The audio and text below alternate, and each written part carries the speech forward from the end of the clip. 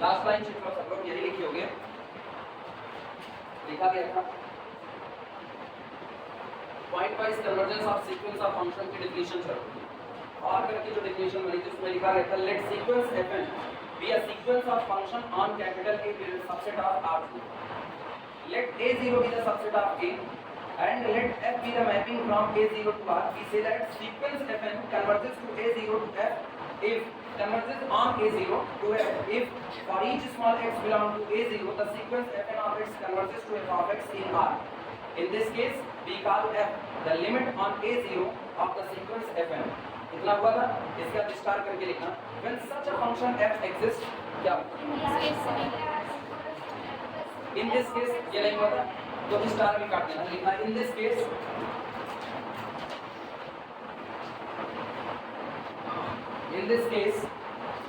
we call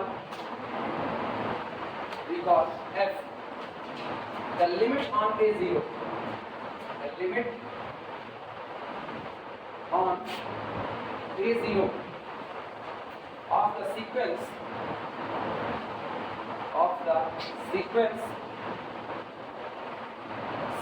fn.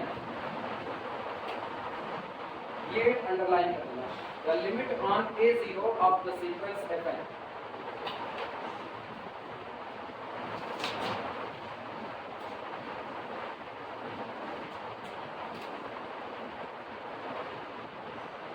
अब start करके लिखना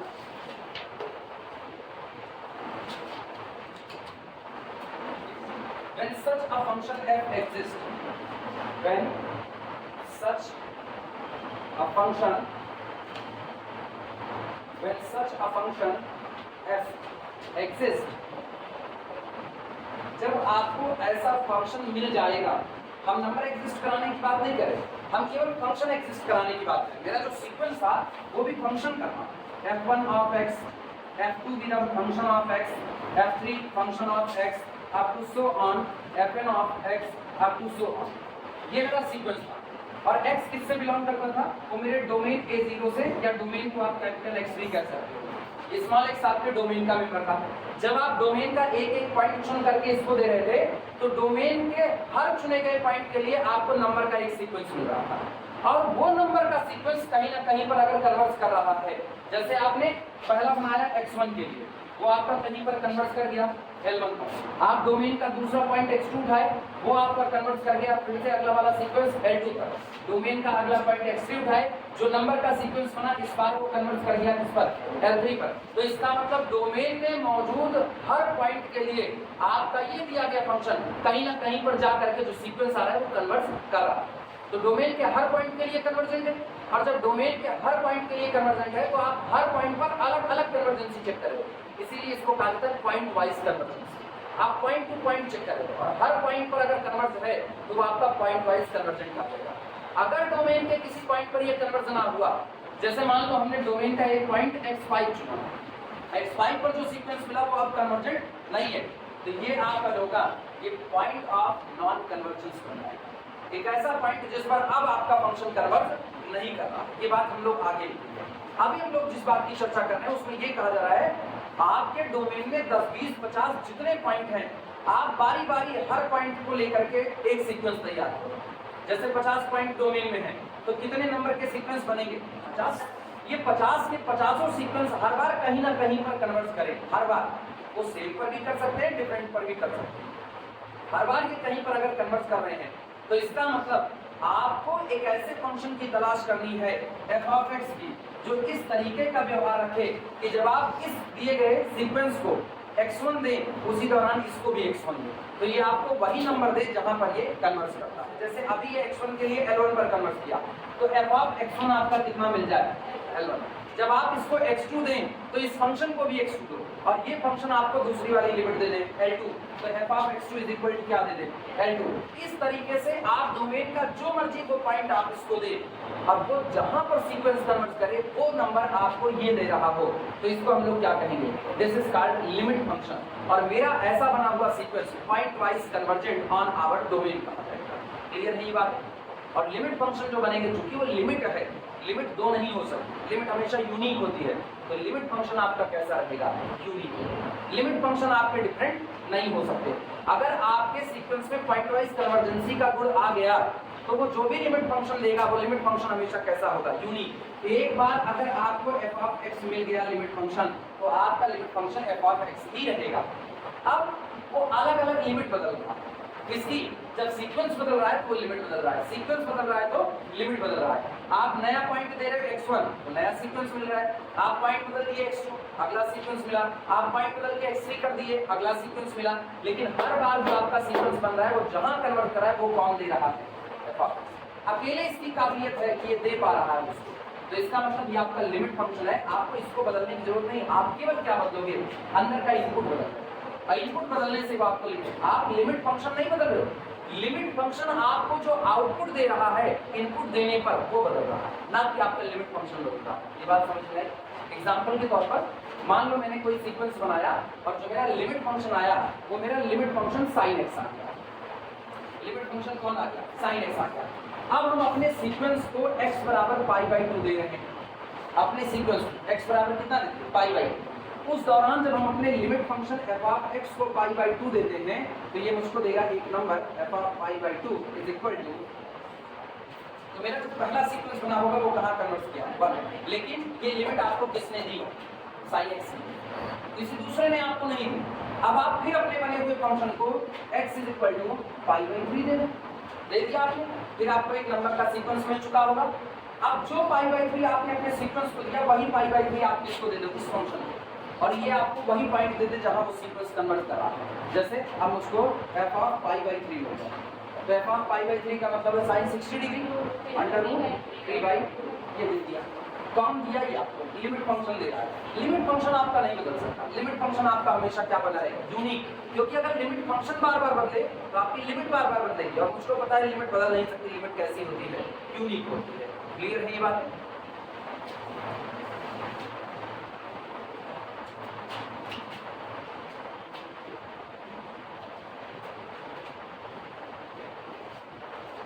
लिखना, when such a function f exists, अगर आपको ऐसा फंक्शन मिल जाता है, ये वर्ड लगा हुआ है, हमेशा मिलेगा इसकी गारंटी नहीं है, आपका हर फंक्शन पॉइंट वाइज कन्वर्जेंस होगा इसकी आप गारंटी नहीं दे सकते। आपको जो सीक्वेंस ऑफ फंक्शन मिल रहा है वो पॉइंट वाइज कन्वर्जेंट हो भी सकता है और नहीं भी हो सकता, दोनों बातें हैं। अगर वो पॉइंट वाइज कन्वर्जेंट हो रहा है तो निश्चित तौर पर आपको ऐसा लिमिट फंक्शन मिलेगा, लेकिन अगर वो पॉइंट वाइज कन्वर्जेंट नहीं हो रहा है तो आपको ऐसा कोई भी लिमिट फंक्शन मिलने वाला नहीं। क्लियर है ये बातें? जैसे हम सीक्वेंस की बात करें, f of x is equal to x to the fn of x is equal to x to the power n, ये भी, और हम x को बैठा देते हैं, now our x belong to 2 4 3 8। आप सोचो, अब मेरा फंक्शन ना कन्वर्जेंट है नहीं, मेरे डोमेन के किसी पॉइंट पर आपको कन्वर्जेंसी नहीं मिलेगी, ये एक पॉइंट वाइज कन्वर्जेंट नहीं हो सकता। जरा तो इसका सीक्वेंस बनाओ, सीक्वेंस क्या होगा, x की पावर 1, अगला x की पावर 2, फिर x की पावर 3, x की पावर 4 अप टू सो बढ़ता जाएगा। आप डोमेन का पॉइंट 2 उठाओ, पहला सीक्वेंस क्या मिलेगा, 2, 2 की पावर 2, 2 की पावर 3, 2 की पावर 4, 2 की power 5 so on, divergent sequence है। तो इसका मतलब आपका ये पहला वाला सीक्वेंस कैसा हो गया, डीजीटी हो गया। अब डोमेन के एक पॉइंट पर भी अगर डाइवर्जेंट हो गया तो पॉइंट वाइज कन्वर्जेंसी ऑन डोमेन वाला ये जो बात है ये नहीं कहा जा सकता। आप क्या बोल रहे हो, आप बोल रहे हो point wise convergent on our domain. जब आप किसी चीज को पूरे डोमेन पर कन्वर्ट करा दे रहे हो पॉइंट वाइज तो ऑन द डोमेन हो। अब ये डोमेन के कुछ पॉइंट पर पॉइंट वाइज कन्वर्जेंसी रख सकता है, सब पर नहीं रख सकता है। वास्तविकता में जो फंक्शन लिए डोमेन के किसी पॉइंट पर कन्वर्जेंसी होता है। जब 2 के लिए डाइवर्स कर गया तो उसके बाद तो आप नंबर बढ़ाइए, 4 पर भी क्या करेगा, 4 का सीक्वेंस क्या बनेगा, 4, 4 की पावर 2, 4 की पावर 3, 4 की पावर 4 डाइवर्स कर गया। 5 लो 5, 5 की 2, 5 की 3 सो ऑन डाइवर्स कर गया। 8 लो उस पर भी डाइवर्स। आप डोमेन में कोई भी पॉइंट चुनोगे उस पर ये क्या कर रहा है, डाइवर्जेंट। तो ये डोमेन के किसी भी पॉइंट पर कभी भी पॉइंट वाइज कन्वर्जेंट नहीं हो सकता, और जो पॉइंट वाइज कन्वर्जेंट नहीं हो सकता उसका लिमिट फंक्शन तलाश करने की आपको कोई जरूरत नहीं। क्लियर हुई ये बात है?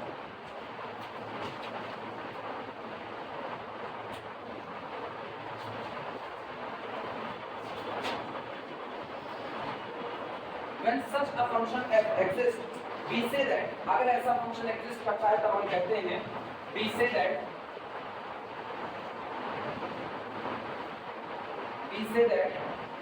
sequence fn is convergent. Sequence fn is convergent on a0. a0 मतलब our domain.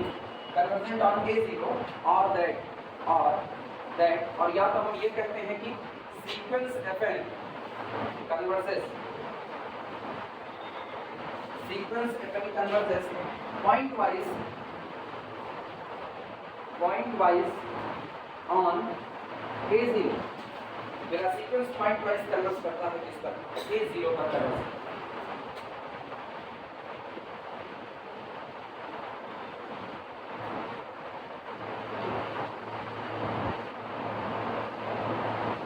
रियल लाइफ में भी इसके एग्जांपल ये डिग्री कॉलेज हो जाता है। एक आपका यहाँ पर आपके पास मौजूद है यूनिवर्सिटी, ये यूनिवर्सिटी, इस यूनिवर्सिटी से अटैच डिग्री कॉलेज हो जाते हैं। ये आपका ऑक्सफोर्ड है, ये आपका कैम्ब्रिज है, बाकी अलग ना आपके पास बहुत सारे कॉलेज ऐसे हो गए। अब सोचो कॉलेज क्या हो गए? कॉलेज हम फंक्शन के तौर पर व्यवहार कर रहे हैं। इनपुट दिए जाते हैं, आउटपुट बाहर आते हैं। इनपुट कौन? स्टूडेंट, वो इनपुट है, और बाहर कौन आते हैं? ग्रेजुएट। आप शुरुआत में इनको क्या देते हो? केवल इंटर पास आउट लड़के देते हो। जो भी होते हैं लड़के लड़कियां सारे इंटर पास आउट होते हैं, लेकिन जब कॉलेज से निकलते हैं तो वो ग्रेजुएट हो जाते हैं, क्योंकि उनको बीए की डिग्री मिल चुकी है, बीएससी की डिग्री मिल गई है, या पोस्ट ग्रेजुएट हो जाते हैं, उनको एमएससी की डिग्री मिल गई है, मास्टर डिग्री मिल चुकी है। तो आप इनपुट जो दे रहे हो वो आपके लिए वेरिएबल हो गया। तो वेरिएबल मिलने के बाद ये सारे लोग किसके तौर पर व्यवहार कर रहे हैं? फंक्शंस के तौर पर व्यवहार कर रहे हैं, हाँ या ना? तो आपका पूरा एक सीक्वेंस किसका बन चुका है? फंक्शन का सीक्वेंस बन चुका है। सारे फंक्शन के बन गए। अब आपका डोमेन क्या है? डोमेन को जो आपके कोर्सेज चल रहे हैं वही आपके डोमेन है। कोई लड़का यहाँ बीएससी में एडमिशन लेगा तो उसको बीएससी की डिग्री दी जाएगी, हाँ या ना? तो इसका मतलब इसके पास जो भी लड़के जा रहे हैं वो कोई ना कोई डिग्री अचीव कर रहे हैं। तो आप इस सीक्वेंस को हम थोड़ी देर के लिए इसी क्राइटेरिया पर कह देते हैं, जो भी डिग्री कॉलेज डिग्री दे रहा है वो आपका क्या हो गया? कन्वर्जेंट हो गया। ये कन्वर्जेंट हुआ, ये आपका कौन हुआ? कन्वर्जेंट। ये कौन हुआ? कन्वर्जेंट। ये कौन हुआ? कन्वर्जेंट। हर एक डिग्री कॉलेज आपका कैसा हुआ? कन्वर्जेंट हो गया कि नहीं हो गया? पूरा आपका डोमेन का, पूरा डोमेन जो आपका कार्य क्षेत्र, बीएससी, बीए, एमए, ये सब कुछ आप करवा रहे हो, ये आपका पूरा डोमेन।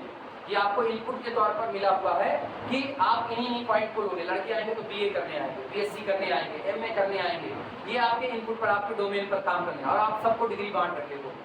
लेकिन तुम ये बात सोचो, जब आप सबको डिग्री बांट रहे हो तो आपका ये जो मेन फंक्शन था शुरुआत में सबसे मेन, इसकी वजह से ही आपका सीक्वेंस बना, ठीक? और हर एक कैसा हो गया? कन्वर्जेंट। जब हम कहें कि इन सब के लिए हम एक ही फंक्शन पाएंगे तो वो फंक्शन एक्चुअल में कौन होगा? क्योंकि सारी मार्कशीट छपती कहाँ से है? यूनिवर्सिटी से। कॉलेज को तो मार्कशीट नहीं दे रहा ना, तो इसका मतलब इन सब का लिमिट फंक्शन, इन सब की सीमा अधिकतम क्या हो सकती है? यूनिवर्सिटी, और नहीं हो सकता। तो इन सब के लिए एक लिमिट फंक्शन आपको कहाँ मिल रहा है? ये। अगर इस लड़के को भी डिग्री मिलेगी तो कहाँ से मिलेगी? डॉक्टर राम मनोहर लोहिया, आगे नहीं कह रहे, आगे जा रहे। इसको भी डिग्री मिलेगी तो कहाँ से मिलेगी? यहीं से। इसकी भी डिग्री आएगी तो कहाँ से? यहीं से। इसका मतलब हर एक लड़के की मार्कशीट देख के आप बता सकते हो कि इसकी डिग्री पे मुहर किसकी लगी होगी? उसी यूनिवर्सिटी। एक ही फंक्शन सारी डिग्री बांट रहा है, ये अकेले काबिल है इन सबको डिग्री देने के लिए। That's why it is called the limit function of our sequence. ये इनका सीक्वेंस का लिमिट। ये एग्जाम करवा सकते हैं, लेकिन उस एग्जाम की भी लिस्ट कौन तैयार करेगा? यूनिवर्सिटी। सारा क्राइटेरिया ये डील कर रहे हैं, सब कुछ ये कह रहे हैं। तो ये कौन हो गई? आपके लिमिट फंक्शन। ठीक, बाद में अगर हम किसी को डीम्ड यूनिवर्सिटी के कॉन्सेप्ट पर लिख रहा है तब भी यही बात होगी। डीम्ड में देखो मेन कैंपस, इससे एक बॉडी निकल करके आई जिसको आप कहते हैं डीम्ड यूनिवर्सिटी। डीम्ड का इसको ना कुछ कॉलेज थमा दिए गए, कुछ कॉलेज। लेकिन सोचो इन कॉलेज को जो मार्कशीट मिल रही है वो किससे मिलेगी? किस वाली? डीम्ड से। लेकिन डीम्ड बेचारी खुद किस पर डिपेंड है? इस पर।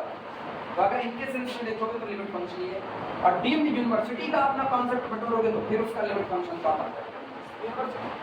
ये समझने की बात है कि आप कोई एक चीज ऐसी खोज पा रहे हो जो आपको बता रही है, तो इनमें से जिसके भी साथ जो व्यवहार करना चाहो करो, फाइनल रिजल्ट हम अकेले देने के लिए काबिल। कोई गणपत साहब में आकर के बीएससी किया, कंप्यूटर साइंस बीएससी किया, बीएससी पास आउट हो गया, मार्कशीट कहाँ से पाएगा? Main campus university. केनाई से बीएससी किया, मार्कशीट कहाँ से पाएगा? Main campus university. मतलब दोनों आदमी खाली अपने मुंह से कहेंगे, मार्कशीट के ऊपर दिखाएगा पला कॉलेज, लेकिन ऊपरा मुहर दोनों किससे पढ़े? अवध विश्वविद्यालय। दोनों एक ही जगह से पढ़े। तो आपका सारा जो आपको कुछ मिल रहा है वो सब कुछ आपको केवल एक ही फंक्शन दे रहा है, जो आपका लिमिट फंक्शन है। सबसे क्लियर हुई कुछ बात?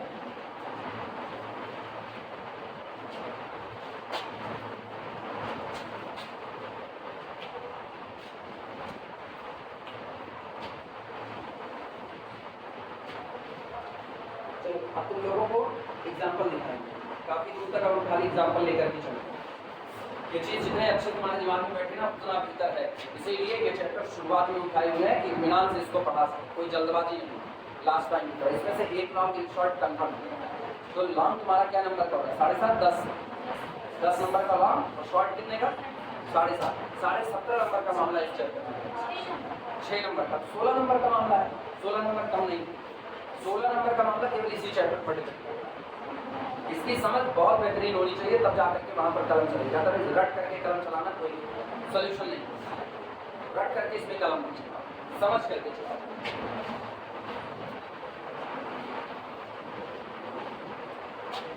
तुमसे पूरे पेपर में नहीं मांग रहे कि जब तक हम पढ़ा रहे हैं तब तक तुम गैपिंग ना करो, तब तक नहीं मांग रहे। तुमसे केवल एक चैप्टर पर गैपिंग नहीं मांग रहे। तो अब इतना भी नहीं कर सकते हो ना, तो रियलिटी पे बहुत बेकार था। इतना तो तुमको करना होगा। और ये हम केवल एक लोगों को नहीं बोल रहे कि कोई सोचे कि एक लोग गायब हो गए तो बोल रहे हैं, हम सबको बोल रहे हैं। क्योंकि एक शुरुआत करता है, फिर दूसरा शुरू करता है, फिर तीसरा, आज आकांक्षा गायब है। ऐसा नहीं वो छूट जाएंगे इतने आसानी से, छूटेंगे वो भी नहीं, सुनना उनको भी पड़ेगा।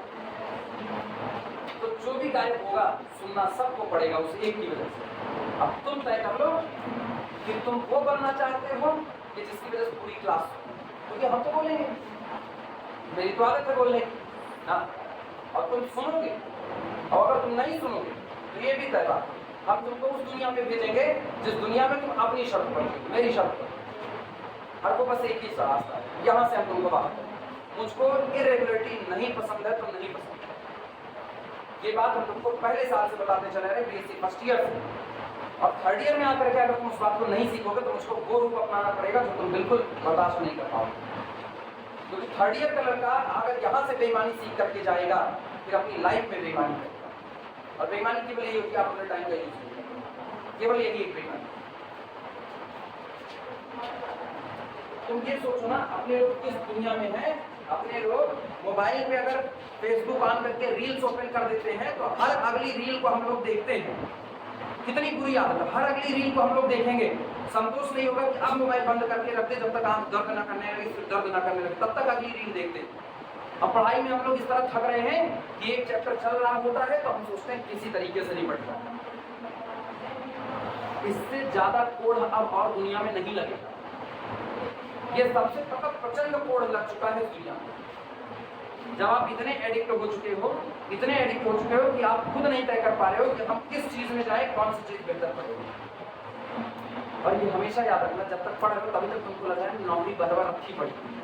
यहाँ से निकल करके जाओगे तो नौकरी वोकरी कुछ नहीं मिलेगी, बेरोजगार की लाइन में खड़े होने की। आज यहाँ से बीएससी करने का मतलब है ना, आप जिस वक्त फाइनल ईयर में हो उस वक्त अपने दिमाग में तय कर लो तुम बेरोजगारी की लाइन में खड़े हो रहे, तय करो इससे। नौकरी रखी नहीं है, 10 सीट आएगी, 10 सीट पे 2 लाख फॉर्म पड़ेगा और ये हरकतें रह जाएंगी, नहीं भैया हमको नहीं मिला और ना मिलेगी, हम भी तय कर लिए ना मिलेगी। जबकि हम तुमसे लाख दर्जा ज्यादा रेगुलर है, उसके बाद भी ना मिली ना मिलेगी, लाख दर्जा रेगुलर है। बीएससी का देखिए अगर चार्ट उठा करके ना तो हम एक क्लास बंक नहीं मारे, एक क्लास बंक नहीं मारे हैं। बीएससी जब पढ़ रहे थे तब क्लास हम डेली आते, उसको समझ आए ना आए वो एक अलग मामला, लेकिन हम डेली आते। कौन सी क्लास? वो क्लास में जरूर आते थे जिस क्लास में मुझको समझ आ रहा है, और जिसमें मुझको समझ नहीं आ रहा ना उसमें मास्टर पढ़ाना शुरू कर दी, मेरी अटेंडेंस हो गई, हम निकल देते थे। क्योंकि फिर मुझको इतना भी टाइम नहीं खोटा करना कि नहीं समझ में आ रहा, उसके बाद भी हम बैठे और टाइम खर्चा करें, वो टाइम हम कहीं और यूज करें। अटेंडेंस मेरी बरकरार। एक दिन ऐसा नहीं हुआ 5 साल में जिस वक्त हम छुट्टी मार करके कहीं पर गए, और पढ़ाने के दौरान भी एक बार ऐसा नहीं हुआ जब हम छुट्टी मार करके गए।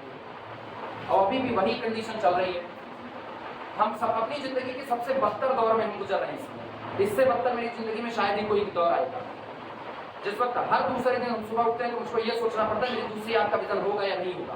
हर दिन मुझको ये बात सोचनी पड़ती है कि आज सो रहे हैं सुबह विजन रहेगा कि नहीं रहेगा। पढ़ा रहे हैं मुझको ये नहीं पता है कि अभी हम यहाँ क्लास से निकलेंगे तो मेरे घर मुझको कोई टिपा करके पहुंचाएगा यहाँ पहुंचेगा और उसके बाद भी हम पढ़ा रहे हैं। पैसा प्राइमरी नहीं है, पैसा बहुत सेकेंडरी चीज है। अदरवाइज इतने भी अभी ना इतनी भी फर्क नहीं पड़ी हुई है कि हम पैसा मांगे मुझको मेरे घर से पैसा ना मिले। सारे लोग जाते हैं मेरे घर में कम से कम एक मेंबर तो है जो गवर्नमेंट जॉब में 55,000 महीने की सैलरी उसकी आ रही है।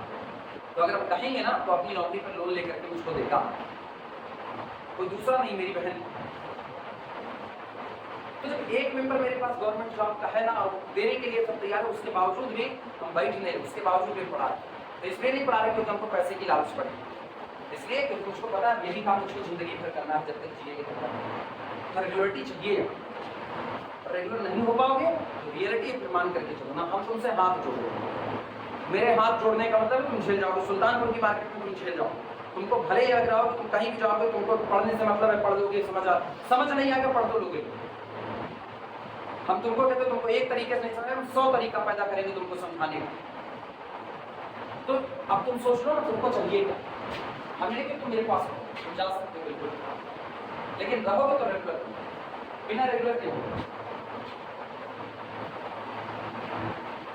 एग्जाम्पल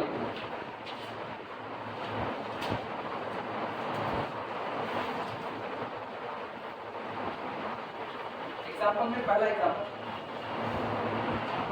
ब्लैक पेन से लिखना, उसके बाद जो इसका एक्सप्लेनेशन है वो तुम ब्लू पेन से लिखना। Let fn of x is equal to x by n for all small x belong to R। मतलब मेरा डोमेन पूरा रियल नंबर का सेट हो चुका, पूरा रियल नंबर मेरा डोमेन है for all small x belong to R। अब जरा पहले तुम इसका ग्राफ देखना, जब इसका ग्राफ देखो तो तुमको ये ज्यादा क्लियर होगा। ये चमकने को नहीं है वीडियो में, नहीं।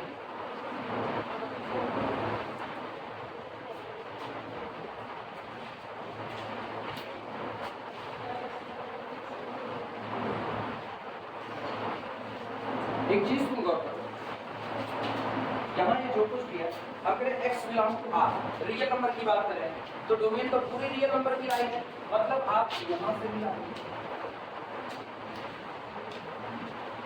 नेगेटिव वाला भी ले रहे हैं, ठीक है। अगर हम नेगेटिव वाले से भी ग्राफ करें तो उसको खींचने में थोड़ी सी तकलीफ होगी, थोड़ी तकलीफ। हम लोग क्या करते हैं ना R प्लस कर देते हैं, हो सकता है नहीं पॉजिटिव रियल नंबर को अपना डोमेन बना लिए और R प्लस यूनियन सिंह अभी लिखा मत कुछ, बस केवल समझो R प्लस यूनियन सिंगलटन 0, मतलब इसमें 0 भी इंक्लूड है लेकिन हमने कोई भी नेगेटिव नंबर इंक्लूड नहीं किया। अब अगर हम पहला इसमें सीक्वेंस बनाए तो सोचो मेरा सीक्वेंस क्या है। मेरा सीक्वेंस है x upon 1, x upon 2, x upon 3, x upon 4। क्या मेरा सीक्वेंस यही होगा कि नहीं? और अगर इस सीक्वेंस में हम x की वैल्यू डालने की शुरुआत करें, हम x बराबर पहले 0 रखें। सोचो जिस वक्त आप x बराबर 0 रखोगे तो डोमेन में आपने 0 को शामिल किया, क्या है x बराबर 0 रखते ही पूरा का पूरा सीक्वेंस जो आपको पहला मिला वो आपको क्या मिला? केवल 0। क्लियर नहीं बात? तो इसका मतलब आपको जो ग्राफ मिला वो केवल और केवल ये मिला, और कोई पहला 0 मिल गया। दूसरा जैसे अब हम अगला कर रहे हैं, अब हम इसमें x इज इक्वल टू कुछ पुट करो, x इज इक्वल टू 1। जैसे अगर हम x is equal to 1 put करें तब ध्यान दो क्या होगा, x इज इक्वल टू 1 पर ये बनेगा 1, 1/2, 1/3, 1/4। फिर कहाँ कन्वर्ट करें? 0 पर ही कन्वर्ट करना। अब पता है ग्राफ इससे नहीं खींचेंगे, ग्राफ यहीं से खींच देंगे ऊपर वाले से। अब कैसे खींचेंगे वो सुनना। सबसे पहले x by 1 यानी y is equal to x का graph, y is equal to x का ग्राफ जो होता है वो आपका ये होगा।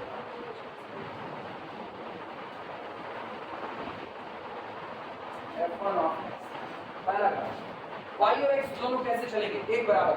अगर आप यहाँ x बराबर 1 लोगे तो y बराबर कितना मिलेगा? 1, वो यहाँ पर आएगा बराबर बराबर 45 डिग्री पर हमने ये लाइन खींची है। आप x बराबर 2 लोगे तो सोचो x बराबर 2 का पर जाओ, y ग्राफ यही मिलेगा कि नहीं। अगला हम केवल पहले फंक्शन का ग्राफ खींचे, कोई ना सोचे हम सीक्वेंस का ग्राफ खींचे, नहीं, पहले फंक्शन का। सीक्वेंस में जो मेरा सीक्वेंस है वो फंक्शन से बना हुआ है। ये पहला फंक्शन f1, ये f2, ये f3, f4 up to so on. पहले तो हम इन फंक्शन को ट्रेस करें, मुझको पता चले ना ये फंक्शन कहाँ कन्वर्ट कर रहे हैं। नंबर का सीक्वेंस कहाँ कन्वर्ट कर रहा है वो अपने को नहीं जानना। एक्चुअली मेरी सारी प्रॉब्लम क्या थी, मेरी प्रॉब्लम ये थी आज तक हमने नंबर के सीक्वेंस को डील किया और नंबर को सीक्वेंस को जब डील कर रहे थे वो हमने पूरा सीख लिया। मेरे सामने विडंबना यही, अब नंबर हटा करके वहां क्या लगा दिए गए, फंक्शन। तो सवाल ये था फंक्शन को तो डील करना हमको आता ही नहीं, तब हम क्या करते हैं मैथमेटिक्स में एक ही एम रहता है, आप जो नहीं जानते हो अगर वो आपको थमा दिया गया तो आप कोशिश ये करो इसको वहां लेकर के जाओ जो आप जानते हो। अगर आपको किसी बात का नॉलेज नहीं है तो आप उस कही गई बात को उस जगह पर शिफ्ट कर दो जिसका आपको नॉलेज है, तब ये बात वहाँ बड़े आराम से सॉल्व हो पाएगी। तो हम करते क्या है, जो मुझको फंक्शन का सीक्वेंस दिया गया इसको हम पटक देते हैं नंबर के सीक्वेंस पर। अब नंबर के सीक्वेंस पर कैसे पटका जाएगा, डोमेन से x को चुनते हुए, डोमेन से x को चुनते हुए पटका जाएगा। अब जब आप पर्टिकुलर एक बार में एक x लोगे तो आपको एक सीक्वेंस मिलेगा, एक सीक्वेंस, और वो सीक्वेंस आपको एक नंबर दे रहा होगा। सोचो जैसे x = 1 ले रहे हैं, तो 1 ले रहे हैं तो मुझको सीक्वेंस 1, 1/2, 1/3, 1/4 सो ऑन। ये तो पर्टिकुलर एक नंबर है ना, केवल एक नंबर। ये नंबर आपका कौन है, ये नंबर है f1 ऑफ 1 = एक नंबर। और नंबर अगर आप खींचते हो तो नंबर का कोई ग्राफ नहीं, बस एक पॉइंट के तौर पर आ जाएगा, बस केवल एक पॉइंट के तौर पर। हाँ यार, इसकी बात करो तो ये आपका कौन है, ये आपका है f2 ऑफ 1। हाँ या ना, देखो f2 x/2 तो कितना आया, ये भी तो एक नंबर है, केवल एक नंबर, केवल एक नंबर, बस और कुछ नहीं। इसके बाद आप x = 1 रखो तीसरे में तो आपको मिलेगा f3 of this is equal to कितना, आप x1 दे रहे हो और आपको हर बार क्या मिल रहा है, आप जब जब x दे रहे हो तो पहला आपको क्या दे रहा है 1, दूसरा क्या दे रहा है 1/2, मतलब यहाँ x = 1 दिया तो y = 1 दिया, x = 1 दिया तो y = 1/2, x = आपने 1 दिया तो y = 1/2। यही तो मिल रहा है। सोचो अगर इसको देखें तो ये वाला दूसरा वाला, जैसे हमने x को 1 दिया तो y बराबर भी कितना मिला, आया। लेकिन उसी दौरान जब तुम x = 1 दे रहे हो तो दूसरा वाला फंक्शन तुमको क्या करे, y हाफ 1/2, 1/2 का मतलब इससे नीचे यहाँ दे रहा आया ना। तो x तो 1 है लेकिन y 1/2 है, दोनों कहाँ टकराएंगे, ये यहाँ है। इसका मतलब ये आपका दूसरा, यानी ये फंक्शन आपका क्या है, ये है y = x/2। तो y = x की लाइन ये हो गई ऊपर वाली और y = x/2 की लाइन थोड़ा नीचे दब कर दिया। हाँ या ना, सहमत हो इस बात से। अगला x = 1 मैंने फिर दिया और नहीं बदल रहा, हम x = 1 ही रखे हैं डोमेन का, और x = 1 रखने पर y कितना मिलेगा 1/3 मिलेगा। आप सोचो 1/3 इससे भी कम, f3 और हाँ या ना, सहमत हो। तो एक चीज गौर करो, x1 पर आपने रोक रखा, ये धीमे धीमे नजदीक होता जा रहा है। इसका मतलब जैसे जैसे आप आगे बढ़ते जाओगे ये लोग और नीचे की तरफ शिफ्ट होते और धीमे धीमे इनके बीच में जो दूरी है वो कम होती जा रही है। हाँ या ना, इनके बीच जो दूरी थी वो दूरी यहाँ कम हो चुकी है, ये और कम हो चुकी है और ये इतने कठिन हो जाएंगे, इतने ज्यादा कि एक कम जब यहाँ इसके एरिया में आएंगे ना तो सोचो ये लोग ना ऐसे किधर शिफ्ट हो रहे हैं, नीचे की तरफ। आया ना, तो इसका मतलब ये लोग कन्वर्ट कर रहे हैं y = सहमत हो। जो मर्जी को x दो, जब आप x दे रहे हो, ये पहला फंक्शन है f1, जब आप x को 1 दे रहे हो तो एक वैल्यू इसकी वजह से एक, इसकी वजह से एक, इसकी इनफाइनाइट वैल्यू मिल गई, एक सीक्वेंस बन गया, लेकिन वो भी कन्वर्ट किया किस पर, 0 पर। अब आप क्या किए, x = बदल दिया, x = आपने बदल करके कितना कर दिया, जैसे 1/2। ठीक है, अब सोचो शशिकांत इधर कंसंट्रेट हो ना, इधर उधर ना भटको ना, पोखरी बहुत गर्म चल रही है, इसमें अगर तब गए बहुत मुश्किल काम हो जाएगा। इसीलिए बतियाओ मत बिल्कुल भी। हाँ, खोपड़ी गर्म किसी और पर निकल जाएगी तुम्हारे ऊपर, ये दिक्कत होगी। हाँ, किसी और का गुस्सा कहीं और उतरता है तो बहुत जान, उन्हीं पर उतरे वो ज़्यादा सही, उन पर उतरे हमारे जूता गिरा देंगे उनको, तुम पर उतरा ना तो झेल भी नहीं पाओ। इसीलिए कंसंट्रेट करो जब तक पढ़ो तब तक। ये बहुत मुश्किल काम है, छोड़ देंगे पूरा चैप्टर फिर नहीं पढ़ा। पिछले बार की बैच देख चुकी है, तांडव मचेगा तो क्या होगा। पिछले बार की बैच खूब अच्छे से जानती है, एक बार ड्रामा किए समझने में, नाम किए एक्स्ट्रा क्लास में, भगा दी पूरी बैच। मुझको कोई फर्क नहीं पड़ता मेरी क्रेडिबिलिटी क्या अच्छी होगी क्या बुरी होगी, फिर पता चलेगा एक के चक्कर में सब न हो जाओ। इसीलिए हम कह रहे हैं जब तक पढ़ा रहे हैं तब तक सारे लोग ना इधर कंसंट्रेट करो। कभी कभी मेरा दिमाग बहुत खराब होता है, जिस दिन मेरा दिमाग खराब है उस दिन बिल्कुल ना दिल पे हाथ रख करके बस क्लास ले लो किसी तरीके से।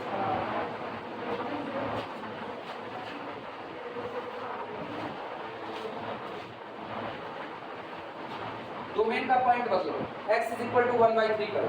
सोचो जब आप x इज इक्वल टू 1/3 कर रहे हो, पहला फंक्शन आपको क्या देगा, 1/3। Whenever x is equal to 1/3, we get y is equal to 1/3 for f1। पहले फंक्शन f1 का ग्राफ कौन है, ये पहला है, ये आपको x is equal to 1 पर आपको y कितना मिल रहा है, 1/3 मिल रहा है। तो ये आपको इस पर नहीं मिल सकता क्योंकि ये तो लाइन है y बराबर किसकी, x की। तो ये अब आपको किस पर मिलेगा, ये जहां पर x/3 का है वहां पर नीचे गिर कर जाएगा। समझे कि नहीं? हाँ रहेगा उसी लाइन का, लेकिन अभी लाइन नीचे दबेगी। अब इस लाइन को नीचे दबाना पड़ेगा क्योंकि आप सोचो कहां पर आपकी x इज इक्वल टू 1 और y कितना होगा 1/3, y इज इक्वल टू 1। तो सोचो x is equal to 1, y is equal to 1।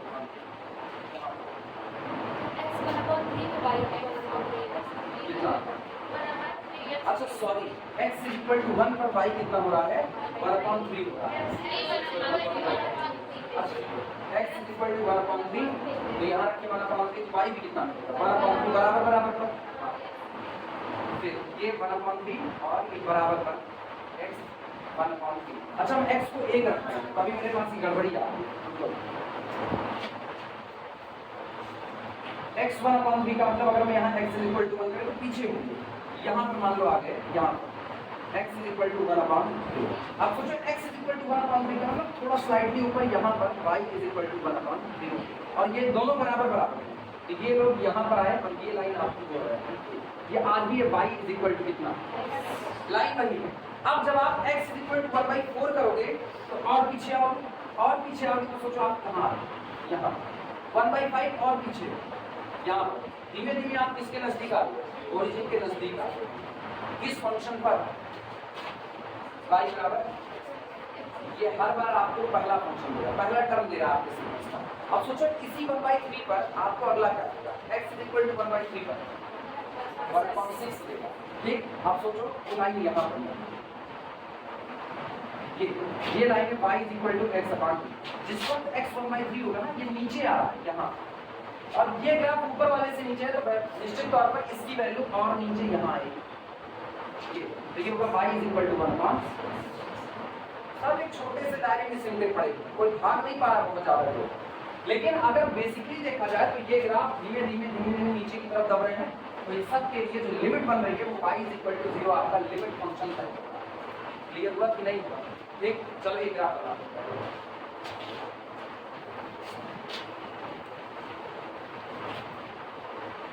ऐसा बनाना लेकिन तुम अपने आप इसको समझ सको। इसको तुम कह देना कि y is equal to x है, ठीक है। इसके बाद थोड़ा सा नीचे नापने की जरूरत नहीं, थोड़ा सा नीचे कर देना इसको, और थोड़ा सा पीछे कर देना, बस इनको समझने में आसानी।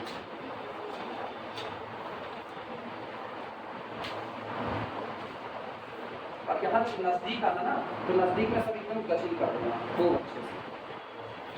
गचिल का मतलब खाना होता है।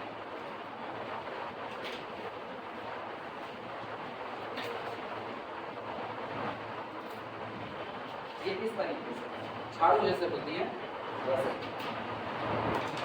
और शुरुआत में बस F1 F2 F3 लिख देना बस, और छोड़ देना। ये आपका F1 है, ये आपका F2 है, ये आपका F3 है, और बाकी छोड़ देना। बाकी से अपना कोई मतलब नहीं है।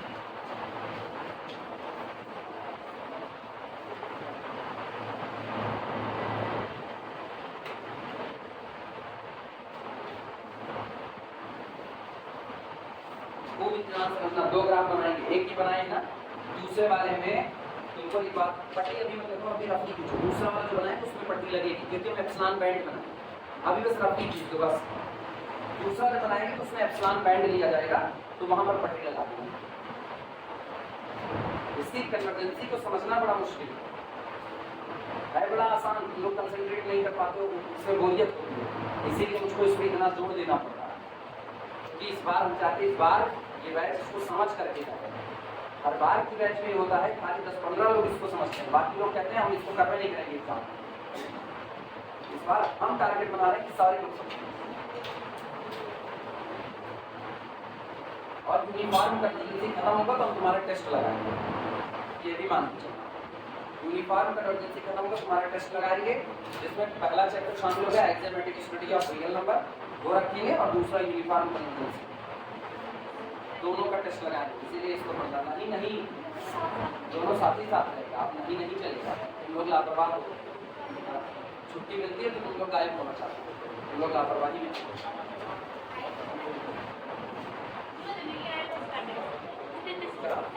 हाँ, बचत करना।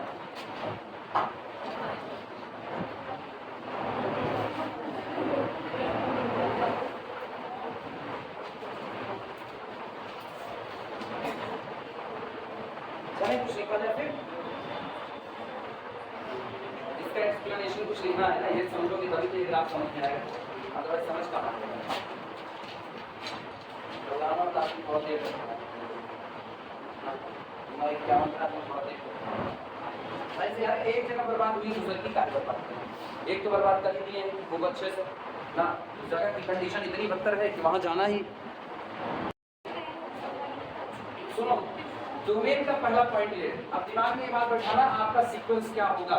सीक्वेंस हम चाहे तो यहाँ पर लिख दें, यानी सीक्वेंस मेरा F1, F2, F3 अब टू सो ऑन, ये बन रहा है x/1, x/2, x/3 up to so.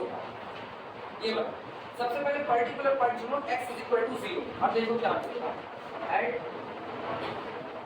x = 0, जब कभी x आपका 0 होगा then sequence x/1, x/2, x/3 up to so on give point x = 0 चुनने पर ये आपको एक कांस्टेंट सीक्वेंस देगा जो सारे टर्म कैसे रखेगा, 0 रखेगा। Give 0 0 0 up to so on a constant sequence, constant sequence.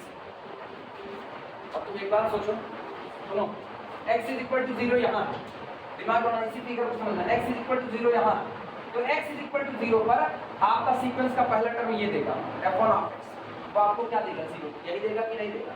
x = 0 पर सीक्वेंस का दूसरा टर्म कौन देगा f2, वो भी क्या देगा 0, क्योंकि इसकी भी शुरुआत यहीं से।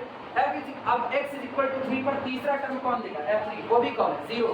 सोचो यहाँ जितने फंक्शन सजे पड़े हैं इनफाइनाइट, वो सभी आपको x = 0 पर y कितना दे रहे हैं 0, तो आपको हर बार एक पहला पॉइंट मिल रहा है कि नहीं मिल रहा है। इसका मतलब जो पहला सीक्वेंस बनेगा उस पहले सीक्वेंस में यही 0 पहला पॉइंट होगा, यही 0 दूसरा होगा, यही 0 तीसरा, यही चौथा, यही पांचवा, पूरा का पूरा सीक्वेंस क्या होगा कांस्टेंट, हिला ही नहीं, अपनी जगह बरकरार है। कन्वर्ट किस पर करेगा 0 पर करेगा, पहला सीक्वेंस ये मिला आपको, हेंस इसलिए hence fn of x converges to 0, पहला ये हम केवल और केवल इसके लिए निकाल रहे हैं x = 0। दूसरा नोट, ये पहले नोट करो,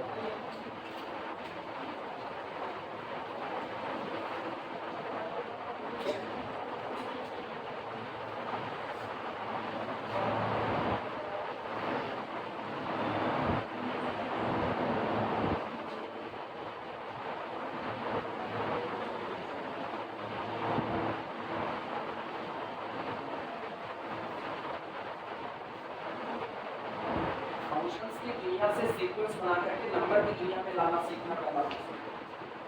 दूसरा मकसद इस थ्योरी को फिर जैसे लिखी गई वैसे एक्सेप्ट करना। ये करने के बाद हम अपनी मर्जी से x बराबर साल क्या चल रहा है 2022 का x बराबर 2022 तुमको भी याद रहेगा ना, तुम बीएससी का पीए पढ़िए at x equal to 2022 sequence x upon 1 x upon 2 x upon 3 up to so on give। सोचो इस पर आपको क्या देगा पहला सीक्वेंस x बराबर कितना 2022। सोचो 2022 आपका इस लाइन पर आया ना, चलो मान लिया यहाँ पर x बराबर 2022 हो गया। तो जब x बराबर 2022 तो आपका पहला टर्म 2022 बटा 1 यानी कि 2000 ये मिलेगा। अच्छा x बराबर 2022 तो दूसरा टर्म 2022 बटा 2 कितना 1011। हम इसको अभी ऐसे लिखते हैं 1011। लेकिन सोचो कि ये यहाँ पर x बराबर 2022 पर यहाँ आपको मिलता है y बराबर 2022 ये सम आया ना। सोचो अब हम चल कैसे रहे वही देखना। जब मेरा x यहाँ पर है तो ये यहाँ पर 2022 ठीक है, यहाँ पर 2022। अब सोचो जब मेरा x 2022 है तो ये यहाँ कहाँ टकरा है सेकंड वाले पर जहाँ टकरा है इससे परपेंडिकुलर ड्रॉप हो तो y कितना मिल रहा है y 1011 नीचे हो गया कि नहीं होगा। अब फिर सोचना तीसरा स्टेप सीक्वेंस का तीसरा स्टेप आपका होगा 2022/3 वहां देखना कितना 2022/3 2022/3 का मतलब आप यहाँ तीसरे वाले पर हो, यहाँ से परपेंडिकुलर ड्रॉ करो, ये आपका एक टर्म आया। धीमे धीमे इधर तुम्हारे y की हाइट नीचे हो रही है आया ना। तो जैसे जैसे तुम अपने सीक्वेंस में आगे बढ़ रहे हो वैसे वैसे तुम्हारी हाइट कम हो रही है। इसका मतलब हम कन्वर्ट कर रहे हैं फिर इसकी तरफ, चाहे इसको ग्राफिकली ऐसे समझो चाहे यहाँ से समझो। अब 2022 का 2 टुकड़ा फिर 2022 का 3 टुकड़ा फिर 4 टुकड़ा 5 टुकड़ा धीमे धीमे 2022 के टुकड़े बढ़ते जाते हैं और ऐसे बढ़ रहे हैं कि limit n approaches to the infinity 2022/n approaches to the चाहे ऐसे। फिर मेरा बना हुआ सीक्वेंस किस पर कन्वर्ट कर रहा है 0 पर कन्वर्ट कर रहा है। सहमत हो नोट करो।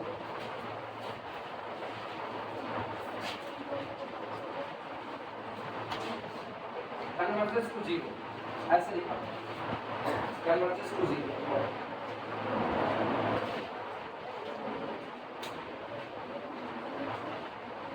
ठीक। इसका मतलब दैट इज fn of 2022 ये जो आपका सीक्वेंस आया दिस कन्वर्जेस टू 0 ये भी आपका कन्वर्ट करेगा किस पर 0।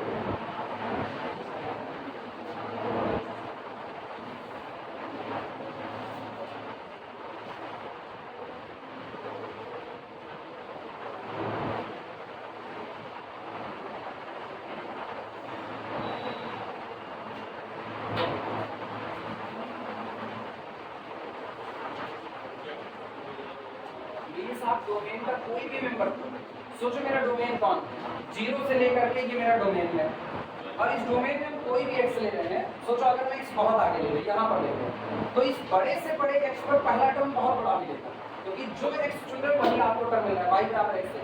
लेकिन उसके बाद वो आधा हो रहा है फिर उसका तिहावा फिर उसका मतलब आप हाइट ऊपर जा ही नहीं रहे। आप चाहे जितना आगे चले जाओगे आपकी हाइट और कम होती चली जा रही है।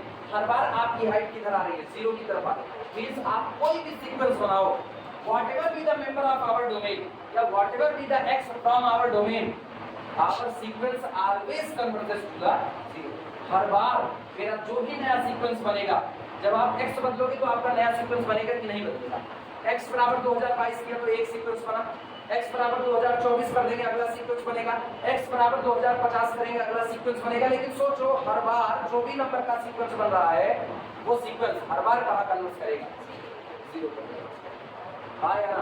इसका मतलब जब आपके डोमेन में चुने गए हर पॉइंट के लिए हर बार बनने वाला फंक्शन हर बार कन्वर्ट कर रहा है तो पक्की बात है कोई ना कोई लिमिट फंक्शन एग्जिस्ट किया होगा। अब वो लिमिट फंक्शन अकेले काबिल होगा ये बताने के लिए कि लोग कहाँ पर कन्वर्ट कर रहे हैं। अब बताएं वो लिमिट फंक्शन मेरे पास सीधा है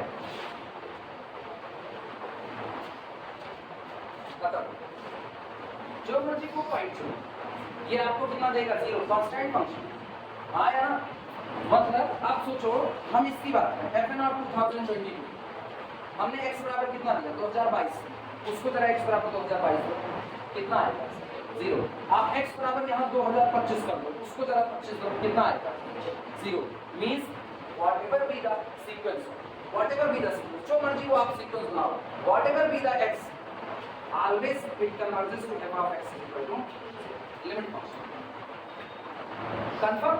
जब सारे जीरो जा रहे हैं, कोई भागेगा ही नहीं, तो इसका मतलब आपको एक ऐसे फंक्शन की रिक्वायरमेंट है जो अकेले हर x पर आपको जीरो दे सके, और अकेले हर x पर जीरो देने वाला दुनिया में यही फंक्शन ये f of x equal to कितना, और कोई फंक्शन आपको हर x पर जीरो देने को तैयार। क्लियर हुआ? हां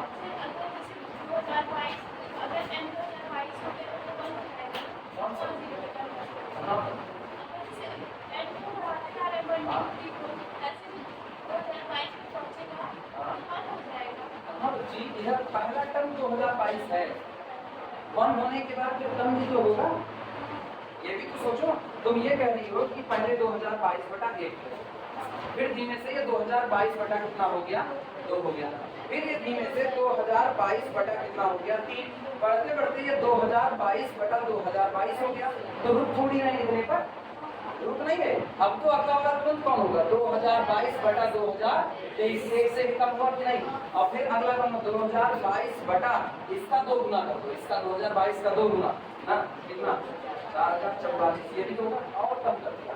अब सोचो ये जैसे जैसे कम होता जाएगा किसकी तरफ भाग रहा है।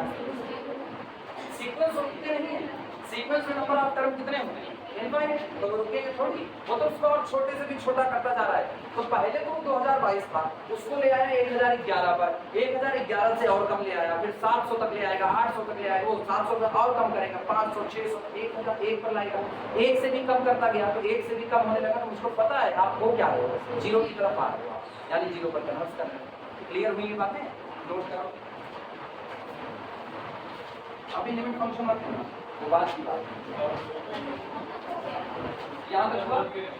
हाँ बदले दो कोई टेंशन नहीं ना।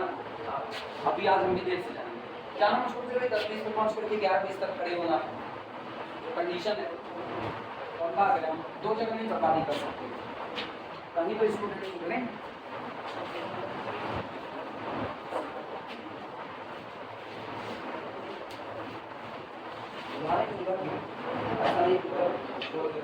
हमारे ये है कि जब तक क्लास नहीं मिलेगा लिखना मोर जनरली, अब हम इसी बात को और व्यापक तौर पर करें। मोर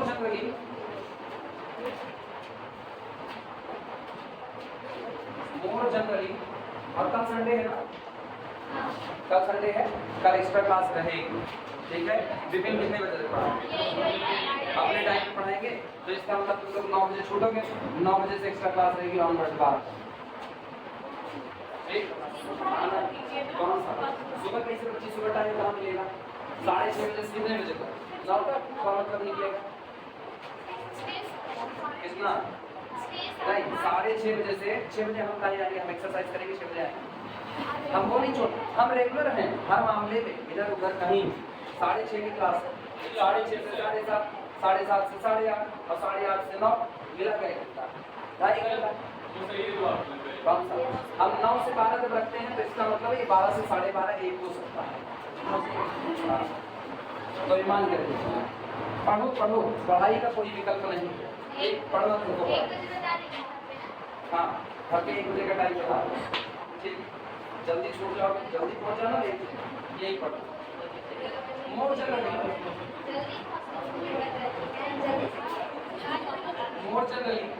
if small a belong to the r plus union singleton 0, more generally if small x belong to the r plus union 0, ठीक। b get हम ये देखते हैं कि sequence a by n, sequence अरे x by n, sir sequence x by n as a point wise sequence, as a point wise convergent sequence। हम इस sequence को पॉइंट वाइज कन्वर्जेंट सीक्वेंस के तौर पर देखते हैं। क्यों? हम डोमेन का जो भी x चुन रहे हैं उसके लिए उसको एक कन्वर्जेंट फंक्शन दे रहा है, हर बार एक कन्वर्जेंट सीक्वेंस दे रहा है। तो हम इसको एक पॉइंट वाइज कन्वर्जेंट सीक्वेंस की तरह देख सकते हैं। लाइन चेंज करना या आगे लिख रहे हैं, it is convergence to zero, it is convergence to zero. और ये कहाँ पर कन्वर्ट करता है? जीरो पर कन्वर्ट करता है, it is convergence to zero. ठीक, और अब हम बताने चल रहे हैं चूंकि मेरे पास जितने फंक्शन बन रहे हैं सब जीरो पर कन्वर्ट कर रहे हैं। फंक्शन कह रहे बार बार जितने सीक्वेंस बन रहे हैं वो सारे कहाँ कन्वर्ट कर रहे हैं? जीरो पर। मेरा पहला सीक्वेंस बना x1 के लिए, जीरो पर कन्वर्ट किया, दूसरा बना जीरो पर, तीसरा बना जीरो पर। डोमेन के जितने पॉइंट हैं सब पर पाया हुआ सीक्वेंस कहाँ कन्वर्ट कर गया? जीरो पर। मींस मुझको ये बात पता चल गई, whatever be the x, new sequence always converges to zero. हर नया बना हुआ सीक्वेंस कहाँ कन्वर्ट करेगा? जीरो। तो मुझको एक ऐसे फंक्शन की रिक्वायरमेंट है जो किसी भी x पर आपको जीरो, और वो फंक्शन एक कांस्टेंट फंक्शन होता है f of x बराबर 0। So we can take f of x equal to 0 as our limit function. हम उसको अपने लिमिट फंक्शन के तौर पर ले सकते हैं।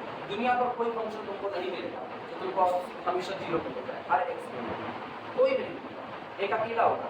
या कोई भी अगर तुम f of x equal to 0 पर डिफाइन भी करोगे ना, तो एक नए तरीके से डिफाइन करोगे, बनेगा वो f of x equal to 0 he.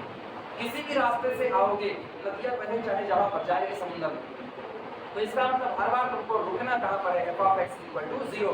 Whatever be the x, f of x give always 0। Whatever be the x, कुछ भी हो जाए वो देगा आपको। लिखना इसी बात को। 10 b में टेक हम ले सकते हैं, 10 b में टेक, b में take the limit function,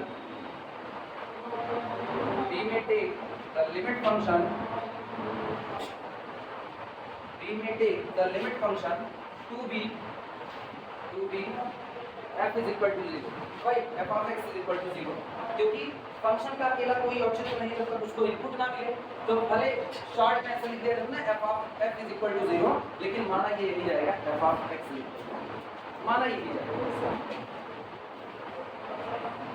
To conclude that, किस निष्कर्ष पर पहुंचने के लिए, to conclude that, किस निष्कर्ष पर पहुंचने के लिए कि fn converges to f, fn converges यानी fn of x converges to f of x, converges to f point wise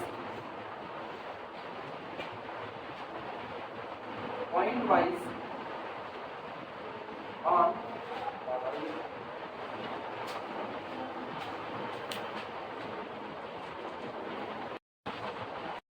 लिखना fn converges to the f point wise on, अपना डोमेन लिख लो भाई, r plus union 0, on r plus union 0।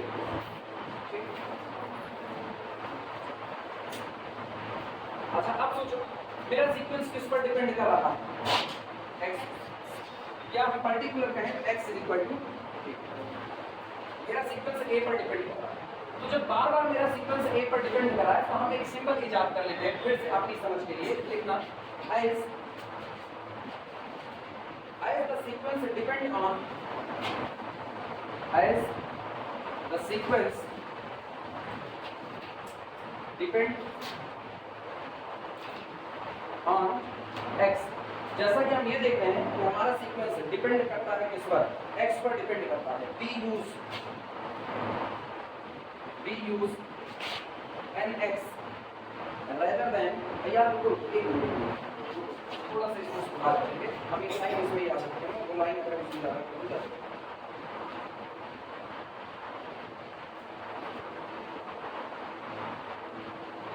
Sequence का criteria नहीं होता है। 2 minute,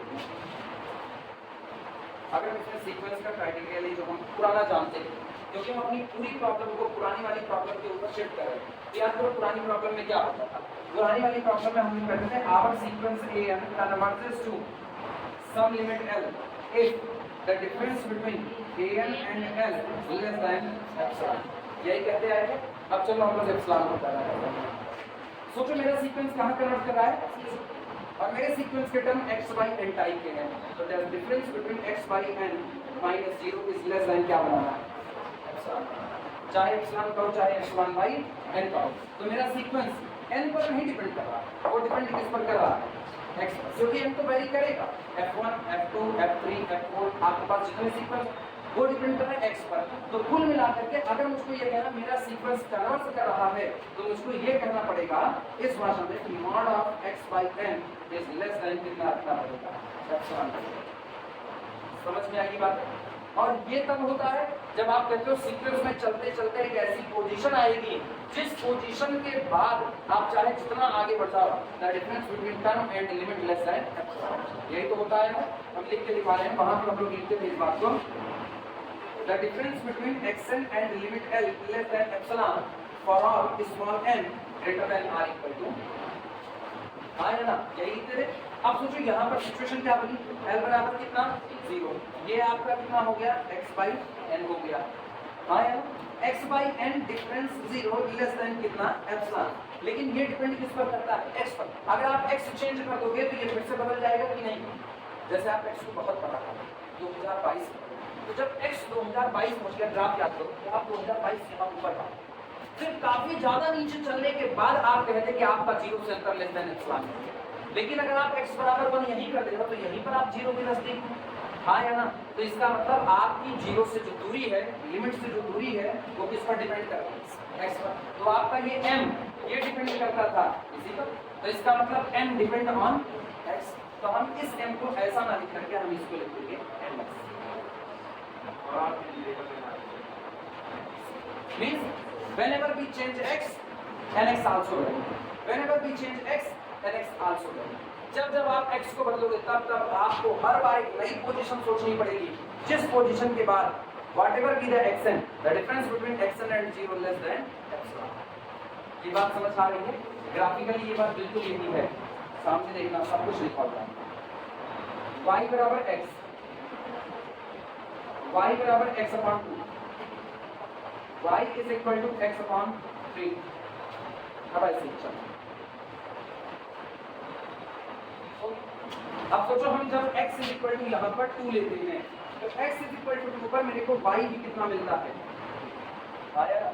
और x is equal to 2 के बाद अब 2 ही रखना 2 रखने पर यहाँ पर आपको y इज इक्वल टू मान लो 1 मिला नहीं कितना मिलेगा x by 2 1 मिलेगा। ठीक अब आप यहाँ पर 3 पाओगे कितना y is equal to 2 by 3।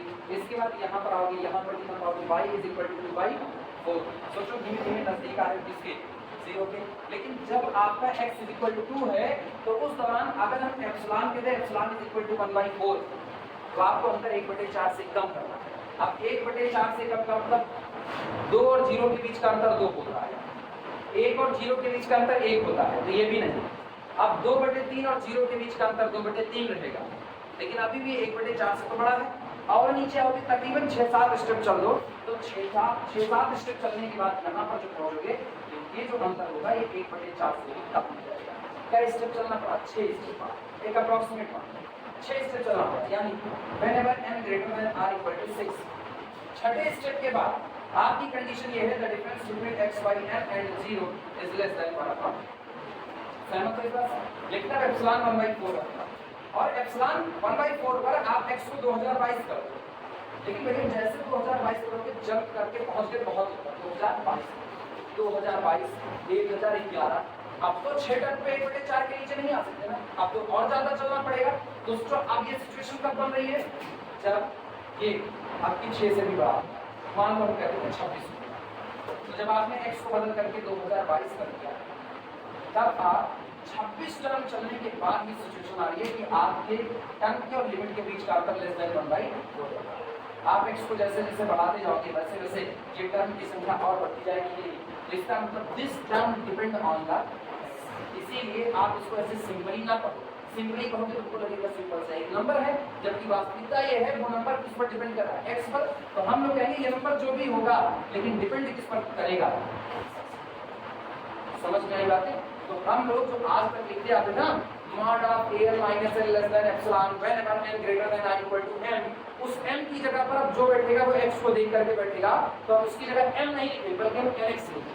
lx का मतलब एक पोजीशन ही है लेकिन आपकी वो पोजीशन किसको देख करके तय की जा रही x को देख करके तय की जा रही। समझ में आई बात है? अब कोई मुझको कहे कि हमने तुमको x बराबर 1/5 दिया कितना दिया 1/5। अब वो कहेगा बताओ कितने टर्म के बाद तुम्हारे किसी भी टर्म का 0 से अंतर लेस देन एप्सिलॉन 1/4 से भी कम होगा, तुमको बहुत जल्दी हो जाएगा, बहुत जल्दी, क्योंकि आपने x बहुत छोटा किया है। वो हमको कहें तुमको x बराबर 50,000 दे रहे हैं, तुमको यार बड़ा वक्त लगेगा, लेकिन हाँ ये सिचुएशन आएगी। हम खड़े कहाँ पर 2050 पर, हम ऊपर से नीचे उतरते जाएंगे, वो सिचुएशन आएगी जब हम 0 के इतने नजदीक पहुंच जाएंगे कि मेरे और 0 के बीच का अंतर 1/4 से कम होगा। लेकिन जब आप x बड़ा करोगे तो हम दूर से आएंगे, आप x और बड़ा करोगे तो हम और दूर से आएंगे, और बड़ा करोगे तो और दूर से आएंगे। तो सोचो जितनी दूर से आएंगे उतना ज्यादा टर्म पीछे छोड़ना पड़ेगा। मतलब हर बार ऐसी पोजीशन जहां खड़े होने के बाद हम ऐसे झांकें तो पता चले 0 और मेरे बीच का अंतर 1/4 से कम हो गया, वो किस पर डिपेंड कर रही है, दिए गए x पर डिपेंड करेगा। इसीलिए यहाँ अब हम m ना लिख करके उसको क्या लिख दिया है, nx लिख दिया है। ये बात सबको दिमाग में बैठी कि नहीं बैठी, पहले तो ये सोचो, ये आई दिमाग में, चले लिखा जाए इस बात को, क्योंकि ये समझना बड़ा जरूरी है क्यों वहां पर nx लिखा जाता है, जबकि आज तक हम लोग m लिखते रहते हैं, इसीलिए लिखा जाता है।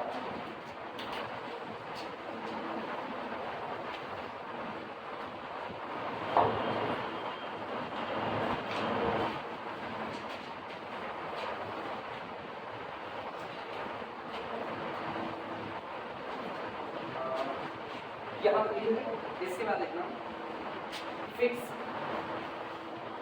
x इज इक्वल टू, सबसे पहले x बराबर एक फिक्स करो, कोई एक पर्टिकुलर नंबर आपको दे दिया है, उसी पर तो सीक्वेंस बनेगा, वरना तो x वेरी कर रहा है।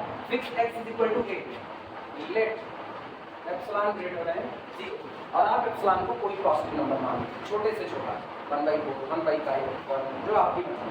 Epsilon greater than 0 b given, ये आपको दिया गया है, b given full stop.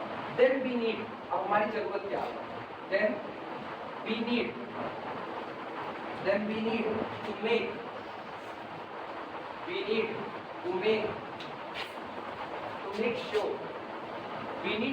Sure, हमको एक कंफर्मली बना देना है, we need to make sure the difference between x by n, x by n नहीं, आप a बात करो, the difference between a by n and 0 because the epsilon for n greater than or equal to n।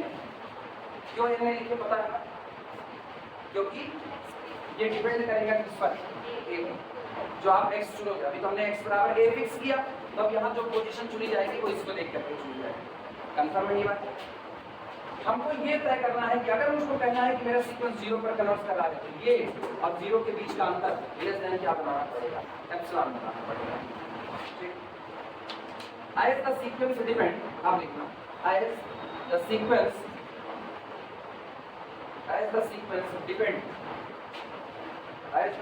depend on a, जैसा कि हम जानते हैं sequence depend कर गया किस पर, a पर डिपेंड कर गया, we use, इसलिए हम इस्तेमाल करते हैं we use na rather than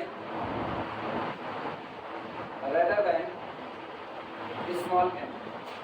जहाँ n greater than or equal to m लिखते थे, वहाँ n की जगह पर क्या इस्तेमाल कर रहे हैं, na इस्तेमाल कर रहे हैं। अब तुमको पता नहीं है कब एप्सिलॉन से कम होगा। Now the difference mod a upon n less than epsilon is assured, ये तभी हो सकता है, is assured निश्चित करता है, assured if क्या है, n is greater than mod a by epsilon।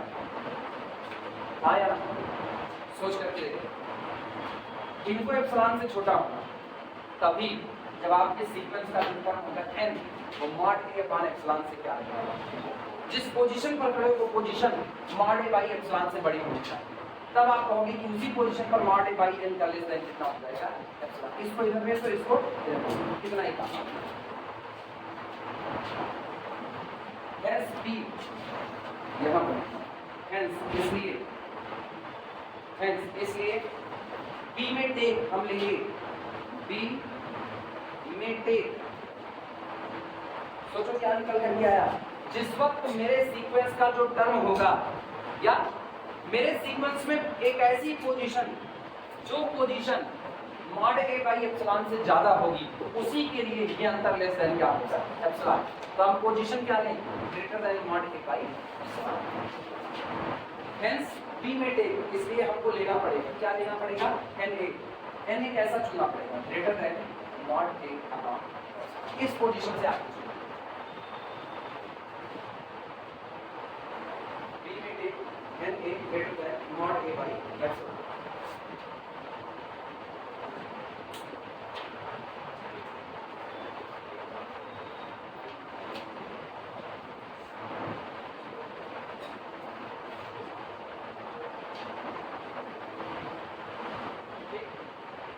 ये पहला जो मैंने तुमको एग्जांपल दिखाया उसका एक्सप्लेनेशन। अब आखिरी हम इसका एक्सप्लेनेशन तुमको ग्राफ से दिखा रहे हैं, केवल आखिरी वो ग्राफ से तुमको दिखा रहे हैं, वो तो ध्यान से तो सारी थ्योरी होनी पड़ेगी एक बार। ये बेटा है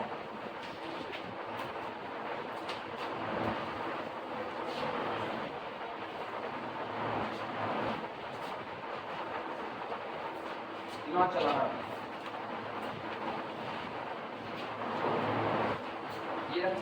सबसे पहला फंक्शन है y बराबर x, तो पहला हम यहाँ पर खींच रहे हैं y बराबर x, y बराबर x, यानी कि आपका है f1, ठीक। दूसरा y is equal to x by 2, y is equal to x by 2, ये आपका फंक्शन है।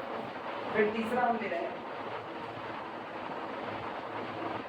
y is equal to x by 3, ये मेरा है f3। इसी तरीके से y is equal to x by 4 और बाकी हम ऑनवर्ड वैसे बढ़ाएं।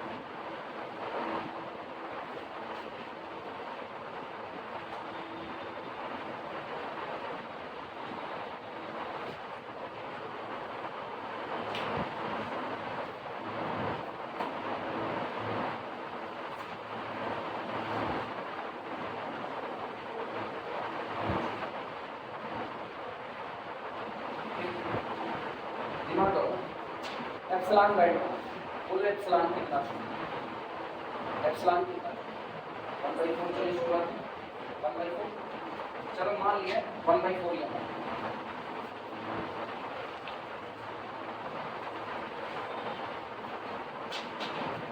ये मतलब भैया अगर ये 1/4 है तो -1/4 यहाँ पर है, हाँ या ना। Now this is epsilon bye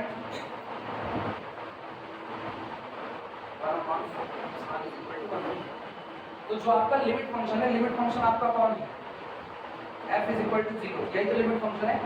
इससे एप्सिलॉन आगे और इससे एप्सिलॉन पीछे, तो 1/4 ऊपर 1/4 नीचे। अब तुम एक चीज करो, जब तुमने एप्सिलॉन 1/4 किया तो 1 2 3 4 5 6 7 8 9 10 11 लोग पास। कितने लोग पास हुए, 11 लोग, यानी सीक्वेंस में F1 F2 चलते चलते F11, 11वें टर्म के बाद आपकी सिचुएशन ये होगी, whatever be the our term in our sequence, whatever be the term in our sequence, 11 के बाद आप अपने सीक्वेंस का कोई भी टर्म उठा लो, उसका लिमिट फंक्शन से जो अंतर होगा वो 1/4 से कम होगा। हाँ यार, श्योर हुआ कि नहीं को? अब तुम एप्सिलॉन को 1/6 करो। 1/6 का मतलब पट्टी चौड़ी करोगे क्या और पतली करोगे, और पतली करोगे। जब 1/6 1/4 से भी कम होता है तो जगह और सकरी हो गई। अब सोचो 1/6 इसको ब्लैक पेंस बनाते हैं, ये 1/6 आया। लेकिन फिर तुम एक चीज सोचो, आपकी ये एप्सिलॉन बैठ गया, जब आपने एप्सिलॉन 1/6 कर दिया तो और टर्म बाहर छूट गए कि नहीं, कुछ और बाहर छूट गए। इसका मतलब जैसे जैसे एप्सिलॉन कम हो रहा है वैसे वैसे आपको सीक्वेंस में ज्यादा डिस्टेंस ट्रेवल करनी पड़ रही है। हाँ या ना। शुरुआत में कितने लोग छूटे थे, केवल 12 लोग, तो आपको कहना ये था कि आप n greater than or equal to कितना ले लीजिए, 12, यानी आपका ये था दिस इज n फिक्स था। 12 के बाद ये सिचुएशन बन जाएगी n greater than or equal to n। लेकिन जब आपने एप्सिलॉन इज इक्वल टू 1/6 कर लिया तो सोचो कुछ और लोग बाहर छूट गए, तो 12 से तो इंक्रीज किया ना, तो इसका मतलब अभी मान लो कितने हो गए, n greater than or equal to 18। 18 के बाद ये सिचुएशन बन रही कि 18 के बाद f ऑफ 19 से लेकर के ऑनवर्ड आप कुछ भी लो, उनका और 0 का अंतर लेस देन कितना बनेगा, 1/6। तब ये बता फिर ये किस पर डिपेंड कर रहा है, आपके x पर ही तो डिपेंड कर रहा है। आप जो x ले रहे हो, सोचो हम x को बढ़ा रहे हैं ना, इधर देखना x यहाँ, तो जब x यहाँ आएगा तो ये यहाँ कहीं पर होगा और अच्छा जितना ही ऊपर अगर मैं x यहाँ पर लूँ तो सोचो x यहाँ पर लोगे कि ये यही है, मैं तो कम लोग देखो 1 2 3 लोग आ चुके बस। हाँ यार ये वहाँ से नहीं दिख रहा होगा, लेकिन ऐसा देखो 1 2 3 4 लोग आ चुके, इसके बाद से अंदर आने चाहते हैं, लेकिन सोचो हम x को यहाँ लिया, एक यहाँ आज x बराबर यहाँ पर मान लो 8 कर दिया, जब x 8 की तो देखो बाहर क्या बचे, ये आपका एप्सिलॉन है, 1 बार 1 बटे 4 के बाहर कितने बच चुके 1 2 3 4 5 6 7 8 9 10 11 बार सुन। आप x को और आगे लेकर के जाओ, जब और आगे यहाँ कहीं लेके जाओगे ना और यहाँ लाइन में पार हो रही होगी, तो इसका मतलब जैसे जैसे x इंक्रीज कर रहा है वैसे वैसे ये टर्म पीछे ज्यादा छूट रहे हैं। आपको बहुत ज्यादा टर्म चलने के बाद ये सिचुएशन बन रही है कि आप एप्सिलॉन बढ़ने के नजदीक आ रहे हो, हाँ या ना। इसीलिए कहा जाता है जो आपका एनए हो रहा है वो किस पर डिपेंड कर रहा है, एनए आपका एक्स पर डिपेंड कर रहा है, यानी ए पर डिपेंड कर रहा है। जब ए बहुत बड़ा होगा, जब ए बहुत बड़ा होगा तो आप पीछे ज्यादा टर्म छोड़ रहे हो, और जब ए छोटा होगा तो आप पीछे कम टर्म छोड़ रहे हो, तब ये सिचुएशन जल्दी बन जाएगी। क्लियर हुई बात? इस सीक्वेंस का एक्स बार समझ में आएगी बात ना। ये एप्सिलॉन पॉइंट वाली थ्योरी नहीं लिखा, इसको जानते रहिए वो कैसे हो रहा है, ठीक। अब भाई अगर कंफ्यूज हो तो बताना, पीडीएफ सेंड कर देंगे वहां पर उसको ये कितना कितना है एप्सिलॉन पॉइंट, ये फिगर एप्सिलॉन पॉइंट बना था, ये केवल अपने समझ के लिए कि आप ये जान सको हाँ इसका नेचर कैसे जा रहा है, आप जीरो की तरफ कन्वर्ट करें करना उठा।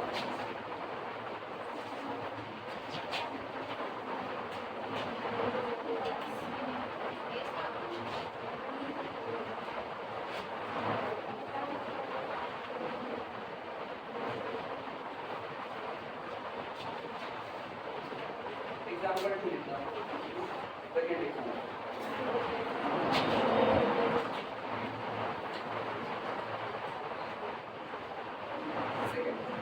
let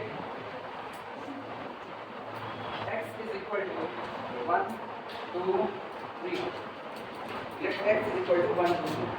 अब फंक्शन कैसे डिफाइन है, let fn of k,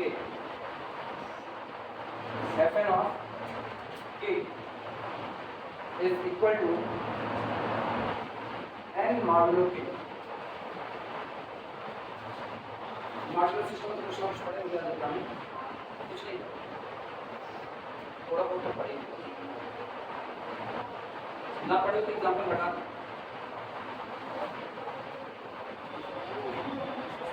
थोड़ा बहुत पढ़े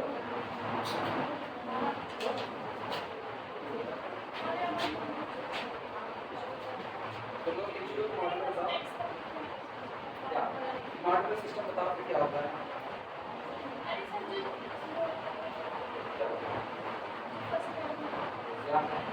हम फिर मॉडुलर सिस्टम क्या होता है जो फर्स्ट ईयर में था, ये थोड़ी पीछे था, होता क्या है ये पीछे जी। मॉडुलर सिस्टम क्या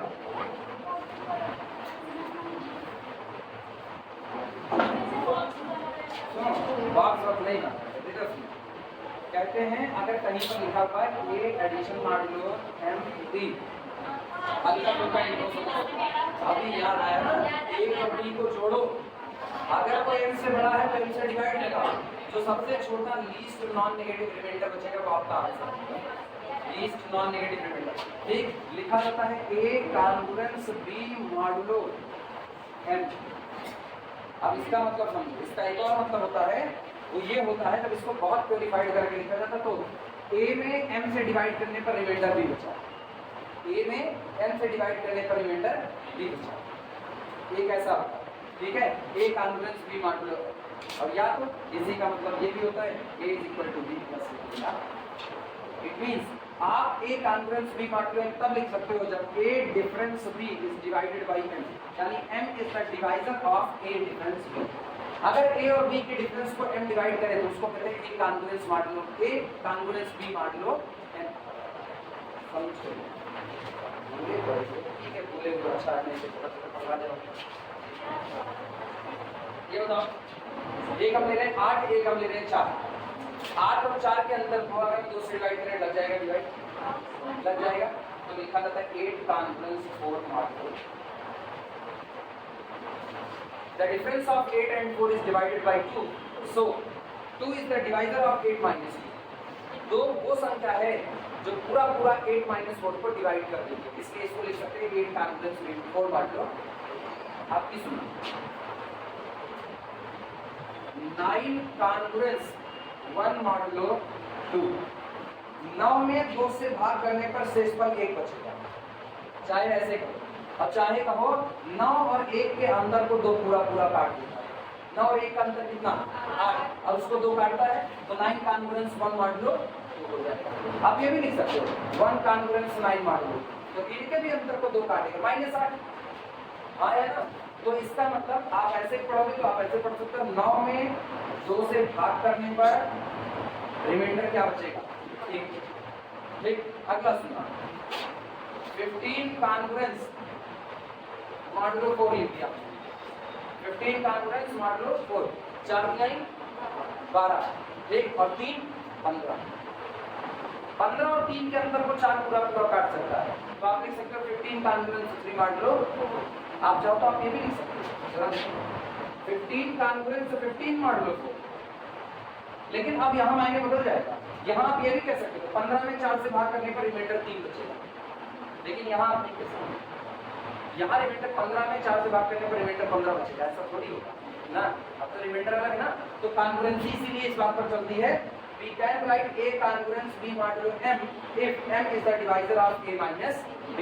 अगर उनका a और b के डिफरेंस का डिवाइडर देखो 15 में से 15 गया कितना है 0। अब 0 किसी भी संख्या से भाग हो सकता है, 0 को छोड़ दो तो 0 डिवाइडेड बाय 4 भी कितना 0। इसका आंसर क्या आ जाएगा, आप लिख सकते हो। सहमत हो इस बात से? इसी को कॉन्ग्रुएंसी, ठीक, और नहीं समझाएंगे कि और अलजेब्रा का हिस्सा उसको ले जाने का मतलब हम रियल से बदल जाएंगे, हमको होना नहीं है। तो ये मल्टीप्लिकेशन मॉडुलो के भी केस में हमको केवल हिंदी आते हैं। क्या हुआ मैट्रिक्स में आप सेकेंड ईयर में पढ़ा रहे थे, स्टार्टिंग का हम बताएं हां मैट्रिक्स में है अभी तो में आ रहा है लिखना हाँ उसका ही तो हिस्सा है। ग्रुप से पहले जहाँ पर हम लोग को पढ़ते हैं डिविजिबिलिटी इन इंटीजर, उसी का हिस्सा कौन सा नई बात तो बता दें, पुरानी हाँ पुरानी ऐसा ना आपके मानसिक रक्षाबंधन में ज़्यादा पानी होते ना कभी कितना पाई नहीं 2300 रुपये पाई है, 2300 रुपये 300 रुपये का ही लिए उसमें पानी इसमें पानी टाइप की लगा दी 300 रुपये खिला तो 2000 सीधे हिसाब रखो, 300 हो जाएगा कहीं पाओगे नहीं घेरे ना, ऐसे रहेगा। हम लोगों से पूछोगे ये 300 रुपये का हिसाब कहाँ गया, हम लोग कहेंगे यहाँ गया, बताएंगे हम लोग ना यहाँ गया। परेशान ना हो इस तरह, 300 रुपये खर्चा करें ना, खर्चा करें निकाल लिए इसको 300 रुपये पार्टी ले रही है। चलो वापस आ इधर सुनो, ये बताओ FN ऑफ K लिखा है ना, यहाँ तो वही आता है जो डोमेन का होगा, तो डोमेन आपको पता है डोमेन कौन 1 2 3 बस, और आपका डोमेन होने वाला नहीं है। इसका मतलब आप जो भी चुनोगे वो यहाँ पर क्या लिखोगे 1 2 और इसके अलावा आप लोग चुनोगे। आप जरा सीक्वेंस बनाओ, देखिए आप लिखना K is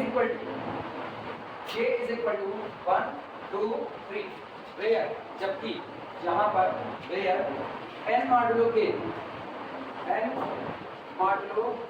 K is the remainder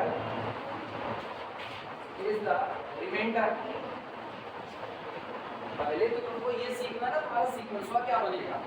जब तक सीक्वेंस बनाना नहीं सीख पाओगे तब तक तुम लिमिट फंक्शन कहाँ से खोजोगे। पहले तो सीक्वेंस अपना नेचर बताए ना, हम दिखने में कैसे हैं, कहीं वो डाइवर्जेंट नेचर का हो तो लिमिट फंक्शन खोज रहे मतलब का, जबकि उसका नेचर ही डाइवर्जेंट का हो रहा है। जहां पर n मॉडुलो K होगा इज द रिमाइंडर, ये वो शेषफल है when जब n डिवाइडेड बाय K। यहाँ हम सीधे डिफाइन कर रहे हैं n मॉडुलो K का मतलब वो संख्या है जो एज अ रिमाइंडर बचती है जब आप n को किससे डिवाइड लगाते हो, K से डिवाइड लगाते हो। ठीक, अब जब एक बात सोच कर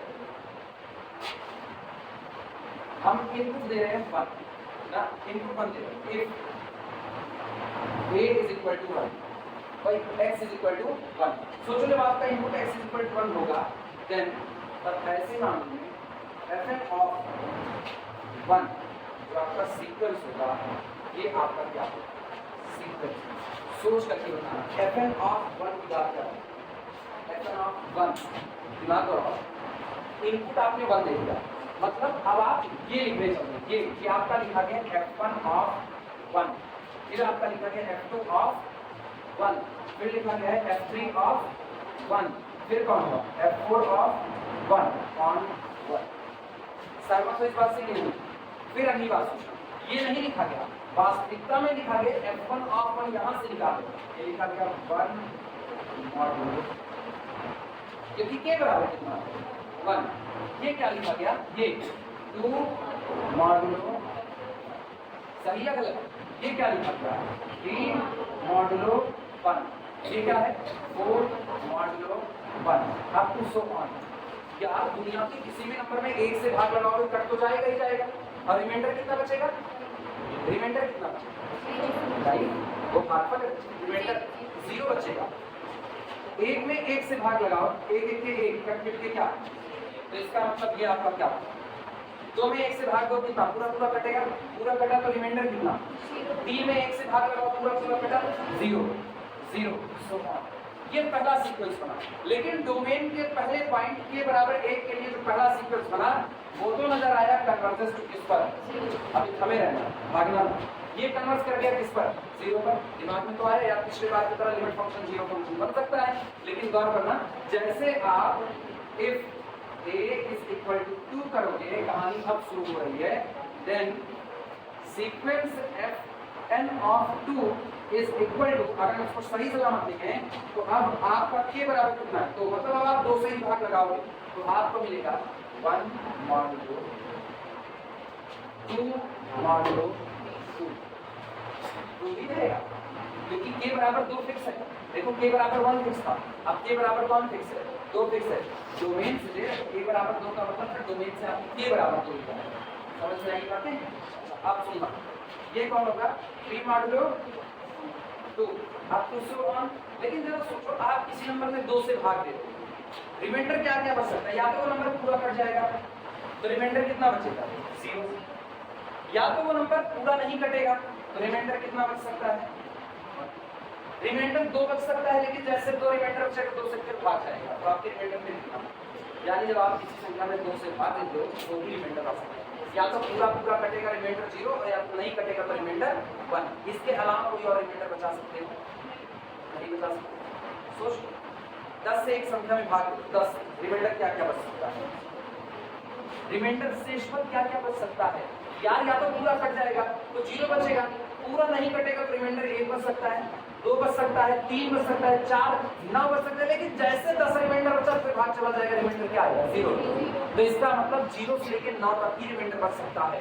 तो अगर आप किसी नंबर में 15 से भाग कर रहे हो तो 0 से लेकर 14 तक ही रिमाइंडर बच सकता है, और रिमाइंडर बचने वाला नहीं है। आप किससे भाग लगा रहे हो 2 से, तो ये रिमाइंडर बच सकते हैं आइदर 0 और 1। तो आपका सीक्वेंस 0 1 0 1 0 1 0 1 छूटता हुआ ऑक्सिलेटरी सीक्वेंस, ये क्या कन्वर्ट करेगा नहीं। तो जब ये सोचो डोमेन का एक पॉइंट मिला a बराबर 2, डोमेन के एक पॉइंट पर एक ऐसा सीक्वेंस बन रहा है जो कन्वर्ट नहीं करा, our sequence is not point wise convergent on our domain, वो मेरे डोमेन पर पॉइंट वाइज कन्वर्जेंट नहीं। बात खत्म। हम क्यों लिमिट फंक्शन यूज करें, लिमिट फंक्शन की तलाश तो तब ना जब हमको ये बताना भैया सारे कन्वर्ट कर रहे हैं, कोई मदद करो कि अकेले बता दो ये लोग कहाँ कहाँ कन्वर्ट करें, तब खोजते हैं। आज तो पता है ना कुछ कन्वर्जेंट कुछ डाइवर्जेंट, समझ में आई कुछ बातें ना। ये आपका ऑक्सिलेटरी सीक्वेंस है 0 1 0 1 0 1 up to this is not convert. अब ये पहले नोट करो, स्पष्ट नोट करना, भले ज्यादा लिखना पड़ रहा है लेकिन यही तुमको समझ देगा। बाद में तुमको भी बताएंगे ना तुमको पढ़ना कितना है, पूरा नहीं, तुमको समझाने के लिए इतना लिखा है, पढ़ाएंगे तुमको बहुत थोड़े में, उसकी टेंशन ना पालो कि सब पूरा पढ़ना तैयार करवा है। पढ़ना तैयार करवाना मजबूरी है, हम नहीं तैयार कराएंगे। तुम्हारी ऑक्सफोर्ड यूनिवर्सिटी जो किताब तुम्हारी पढ़ी हुई है ना, इसमें कुछ नहीं होगा।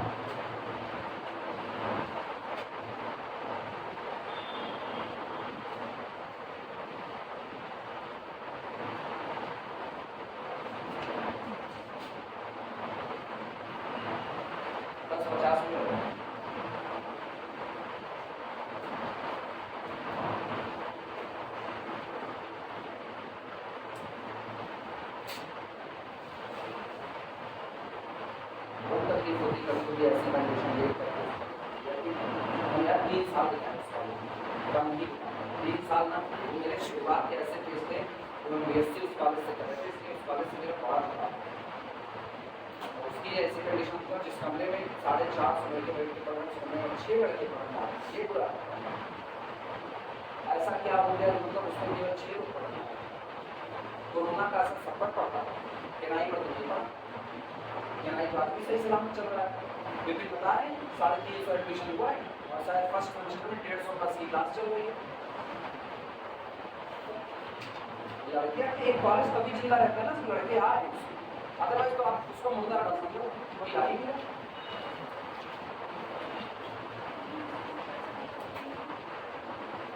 टीचर के ऊपर बड़ी रिस्पॉन्सिबिलिटी। लोग कहते हैं पढ़ाई का प्रेशर बड़ा आसान है, यार जॉब पढ़े वो पढ़ाना चले और जो आगे जिम्मेदारियां हैं ना वो भी घर भूल जाओ, एक बार पढ़ाना चालू कर दिए तो भूल जाओ। ईमानदारी किसी में पढ़ना चालू कर दिए तो घर भूल जाओ, पढ़ाना चालू कर दिए तो घर भूल जाओ, फिर घर का भी याद रखो तो तुम्हारी क्लास ऊपर होती है, इसके पहले नहीं। और ये किसी भी प्रोफेशन में, किसी भी प्रोफेशन अगर आप ये कर सकते हो तभी आप उसके साथ ईमानदारी, अदरवाइज आप नहीं करते। हर प्रोफेशन की बात ना, चोरी डकैती मर्डर लूटपाट कुल कर रहे हो ना, अमाउंट में यही काम करना पड़ेगा। घर भूल जाओ ना, पुलिस उठा करके ले गई, घर वालों को भूल जाओ, बोले तो उनको 3rd डिग्री टॉर्चर, क्योंकि हाजिर हो गए तो जमानत नहीं होगी। ईमानदारी हर काम में जरूरी है। गाँव भी अगर बड़ा नाम बनना है तो ईमानदारी वहाँ भी जरूरी है। ठीक है, सबके बाप पैदा होते हैं, अपने लोग इसी में करें मुबारक बात यही, तो इसमें नहीं, इसमें क्या बुला रहा है, बोले कुछ अगर ये हो गया तो लिखना here this function, इसके बारे में कह रहे हैं here this function is not convergent, here this function is not convergent, here this function is not convergent। ठीक, so ऐसे लिखना सीक्वेंस fn, यानी जो आपका मेन सीक्वेंस आया, so sequence fn is not pointwise convergent, so sequence fn is not pointwise convergent on our domain capital X, so sequence fn is not pointwise convergent on our domain capital X, it is not convergent on our domain capital X। पता है यही आपको मिल गया point of, ये आपका वो point है जिस पर आपको पॉइंट वाइज कन्वर्जेंसी नहीं मिल रही। अब कोई पूछे ना कि क्या ये वाला सीक्वेंस इस तरीके से, तो हमने एक सीक्वेंस ऑफ फंक्शन डिफाइन करेंगे इस तरीके से, क्या वो पॉइंट वाइज कन्वर्जेंट होगा? जवाब नहीं। आप के बराबर कितना फिक्स कर दो, 2 के बराबर, भाई हम इसको के बराबर 2 लिखते हैं, आप के बराबर 2 फिक्स कर दो, आपका ये सीक्वेंस पॉइंट वाइज कन्वर्जेंट नहीं होगा। क्योंकि अब पता है आप के की जगह कुछ भी रखो, अभी हमने सोचो क्या लिखा 1 2 3, तो इसको बढ़ा 2 3 4 5 तब पर भी एक रीजन जानते हो क्यों? क्योंकि आप किससे डिवाइड करोगे? 5 से। इसको आप क्या करोगे 1 2 3 4 5 पढ़ा, पता है तुम इसमें से तीनों गायब करोगे, 4 5 6 कर, तो आप 5 से डिवाइड करोगे तो रिमाइंडर क्या करोगे? 0 1 2 3 4, और आपका सीक्वेंस रिपीट हो गया 0 1 2 3 4 0 1 2 3 4 0 1 2 3 4 0 1 2 3 4। क्या ये कन्वर्जेंट है? ऑब्जेक्टली है फिर से। तो हर बार मॉड्यूलो के ऊपर डिफाइंड हुआ ऐसा सिस्टम जो होगा वो आपका कन्वर्जेंट होने वाला नहीं। तो आपका ये सीक्वेंस कभी भी पॉइंट वाइज कन्वर्जेंट नहीं हो सकता है। क्लियर है? एक आध दो के लिए इसमें जैसे पहले के लिए कन्वर्जेंट, लेकिन सब के लिए मिलना चाहिए। कन्फर्म है? इतने पर रखिए आप, क्योंकि आप कुछ कराएंगे तो बात नहीं कर पाएंगे। इतने पर फिर आगे कल टाइम याद रहेगा।